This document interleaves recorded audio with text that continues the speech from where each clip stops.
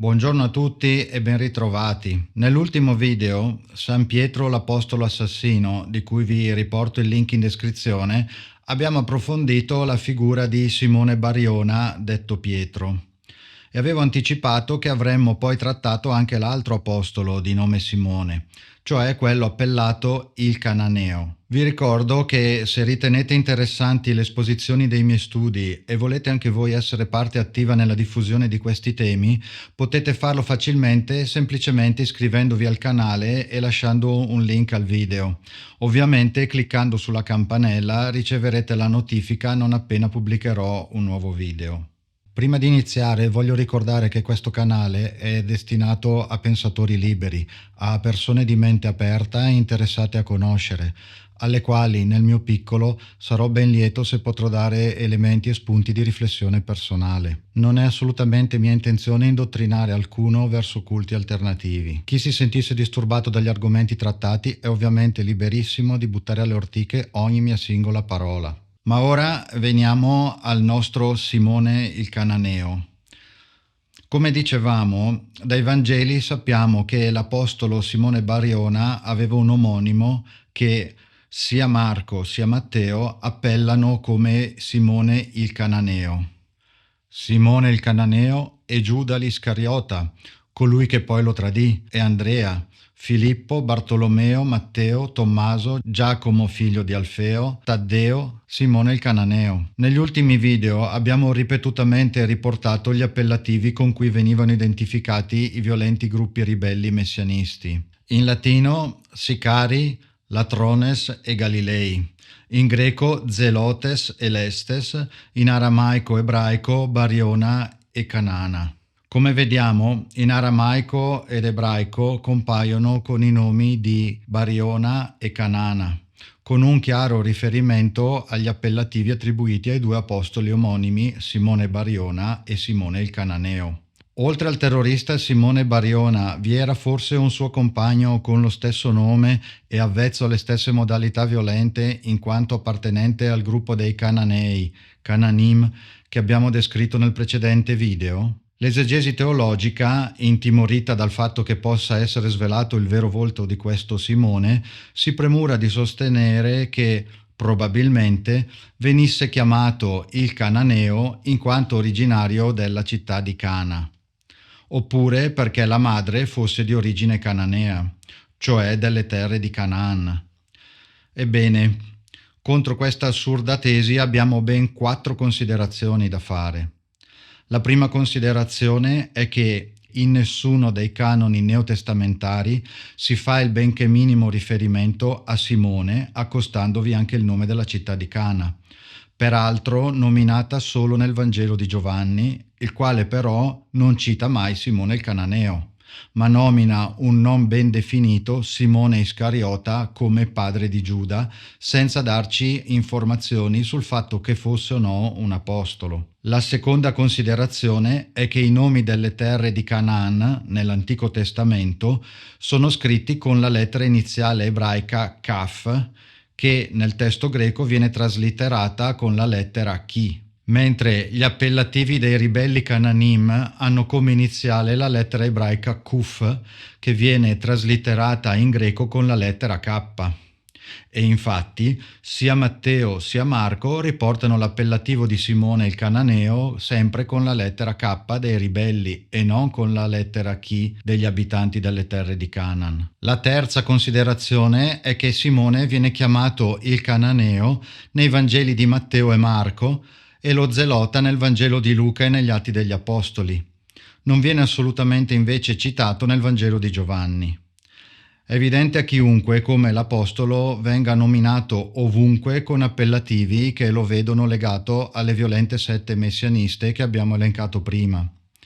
La quarta e ultima considerazione è che, in funzione di ciò che abbiamo descritto riguardo Simone Bariona, risulta molto facile considerare che anche Simone il Cananeo fosse suo compagno di merende nelle azioni terroristiche, caratteristica che, come vedremo nei prossimi video, accomuna anche altri apostoli.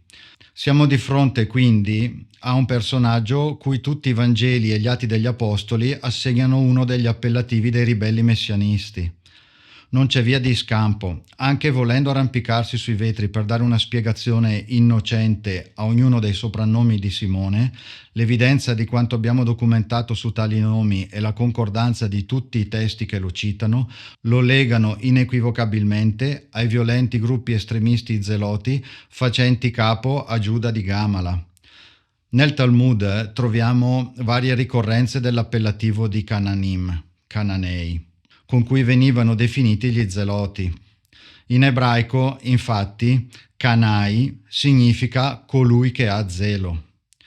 La definizione di zelota, riportataci dall'enciclopedia Treccani, è eloquente in merito al legame con i Cananei. Zelota, traduzione greca del termine ebraico Cana, che al tempo della dominazione romana in Giudea designò gli adepti a un'associazione politica e religiosa di zelanti della legge ebraica. Osservavano molto rigorosamente la legge e volevano conseguire anche a mano armata l'indipendenza del paese. Giuda il Galileo fu il primo capo di questa setta, attiva specialmente allo scoppio della guerra con Roma, che ebbe per conseguenza la distruzione di Gerusalemme nel 70 d.C. Entrando nel merito del personaggio, dobbiamo rilevare che in tutti i tomi neotestamentari Simone il Cananeo è un personaggio totalmente evanescente. Lo conosciamo solo perché il suo nome viene elencato tra quelli degli Apostoli, ma non vi è alcun altro dettaglio di sue azioni o opere. L'approfondimento che abbiamo fatto nel video precedente su Simone Bariona, detto Pietro, e su Simone il Cananeo oggi, ci porta gioco forza a introdurre un ulteriore nuovo importante tema nella nostra analisi di quei personaggi di cui si era circondato Gesù. Come avete già colto da questi video, nella comunità ebraica era di uso comune affiancare al nome proprio di persona anche un soprannome, che era legato alla sua ascendenza, e in tal caso parliamo del patronimico, oppure a una sua caratteristica particolare, alla città o zona di provenienza o all'appartenenza a uno specifico gruppo di persone. Per questo motivo è interessante analizzare i dettagli che i testi ci offrono relativamente ai nomi degli apostoli e alle caratteristiche e azioni di alcuni di loro. La tabella riporta i nomi degli apostoli completi di soprannome sulla base di quanto ci è dato sapere dal Nuovo Testamento. Ho sviluppato la tabella in un'ottica di immediatezza interpretativa.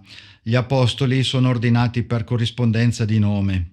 Vedremo tra poco il motivo. E ho riportato per ultimi quelli sui quali, come vedremo, vi sono plausibili dubbi sul fatto che non siano totalmente inventati. La prima cosa che emerge già al primo colpo d'occhio è che su un totale di soli 12 individui ci troviamo di fronte a ben 2 di nome Simone, 2 di nome Giacomo, 3 di nome Giuda. Nella tabella ne compaiono 2, ma vedremo poi quale sarà il terzo. Per combinazione, tutti questi omonimi hanno un nome effettivamente giudaico, a differenza di Andrea e Filippo, il cui nome è greco. Questo porta a un valore ancora più alto la percentuale di omonimia sui nomi giudaici, perché parliamo di un totale di soli 10 individui e non più di 12. Stranamente, accade qualcosa di simile anche riguardo al gentilsesso.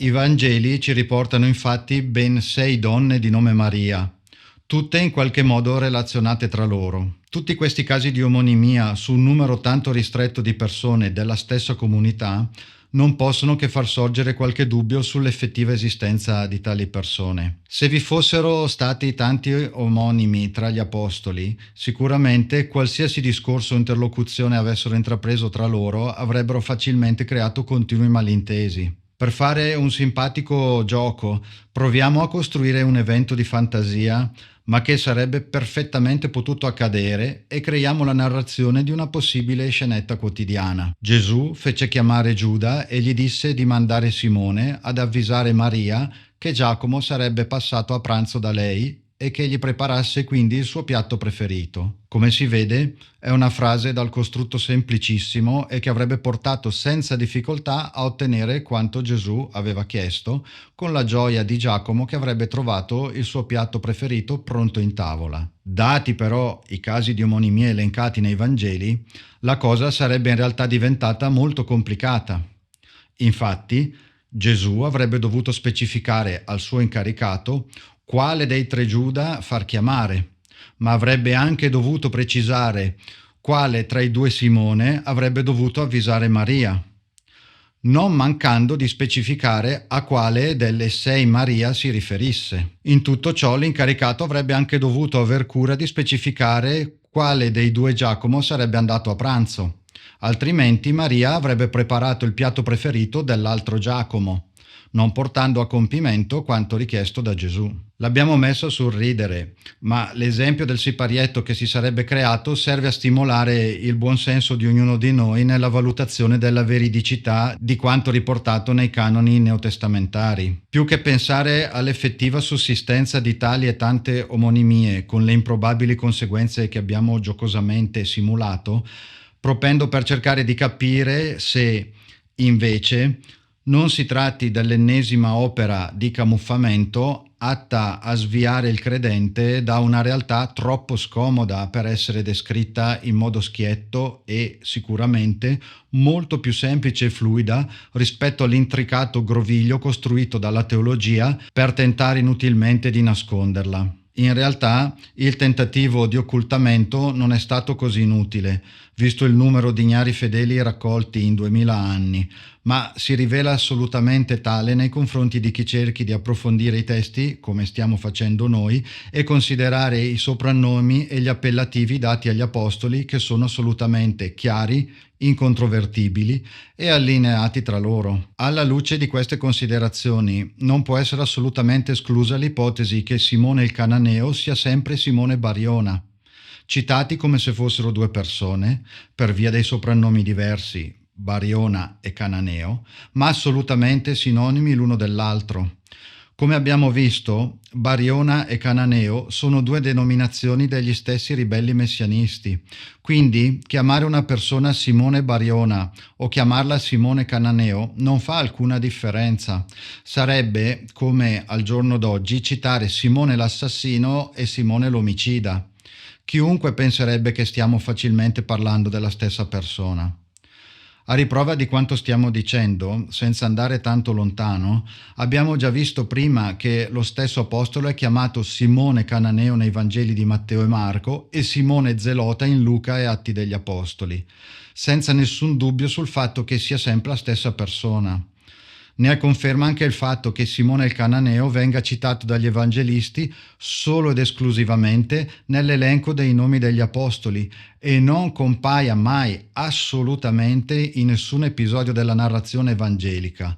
Non troverete quindi nessun passo dei Vangeli dove venga citata la presenza di Simone Bariona, Pietro, in concomitanza con quella di Simone il Cananeo. E questo, infatti, guarda caso, non può accadere se si tratta della stessa persona. Se per caso abbiamo ragione, abbiamo iniziato ad evidenziare uno dei numerosi casi di omonimia di cui parlavamo. Vi ricordo che questo video appartiene a quelle che ho voluto chiamare Pillole di Avrai altro Dio, che è il libro in cui approfondisco questi temi partendo da Genesi fino ai tempi attuali. Libro che è normalmente ordinabile in libreria e anche in versione ebook. Mi raccomando, iscrivetevi al canale e cliccate sulla campanella per ricevere la notifica alla pubblicazione di un nuovo video. Ciao a tutti e alla prossima!